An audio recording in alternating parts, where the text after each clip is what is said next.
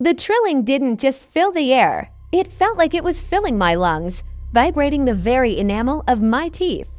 I backed away from the bureau, my heels clicking on the hardwood, a sound that felt like a gunshot in the unnatural symphony.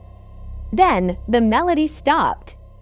The silence that followed was heavier than the noise, a physical weight that pressed against my eardrums. At the end of the dark hallway, a shape detached itself from the shadows. It didn't move like a living thing, it unfolded. The whistler was impossibly thin, its limbs like peeled birch branches. Gray and slick.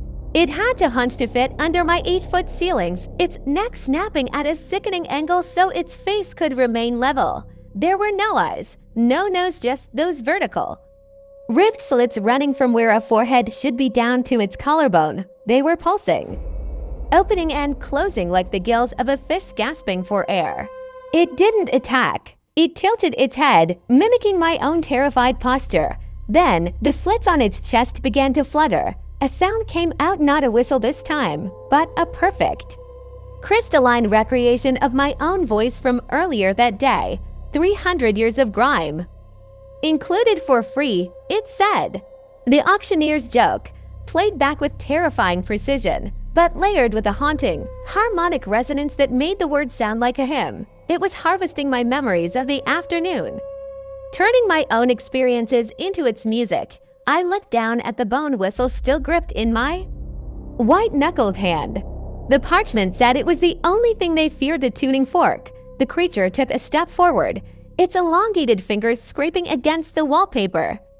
The sound of the scratch was immediately captured and looped, becoming a rhythmic percussion under the ghost of the auctioneer's voice. It was building a song out of my house, out of me. I realized then that if I stayed silent, I was just a canvas for its art. If I screamed, I was the lead vocalist in a tragedy. I raised the boned whistle to my lips. My hands were shaking so violently I nearly chipped a tooth. The whistler froze, its gill-like slits flaring wide. For the first time, it emitted a sound of its own, a low, mournful drone that felt like a warning. I didn't blow. I remembered the map. The water flows uphill. The tree grows downward. I lunged for my car keys on the entry table. The creature didn't spring, it drifted, a blur of gray motion that cut off the path to the front door. It began to hum again, a vibration so intense the framed photos on my wall shattered simultaneously. The shards hitting the floor became a beautiful, tinkling chime in its rising chorus. I didn't go for the door, I dove back toward the bureau, grabbing the oilcloth-wrapped map and the heavy brass lamp from the desk. I didn't need to outrun it. I needed to change the tune. I smashed the lamp bulb against the mahogany. The sharp pop was instantly echoed by the whistler, but in that split second of mimicry, I blew into the bone whistle with every bit of air in my lungs. The sound wasn't a note, it was a vacuum. It was a flat, dead frequency that seemed to suck the sound out of the room. The whistler recoiled as if struck by a physical blow, its long limbs tangling. The beautiful harmony it had been building collapsed into a discordant screech. It clutched the sides of its head door where its ears should have been and let out a hollow, rhythmic clicking.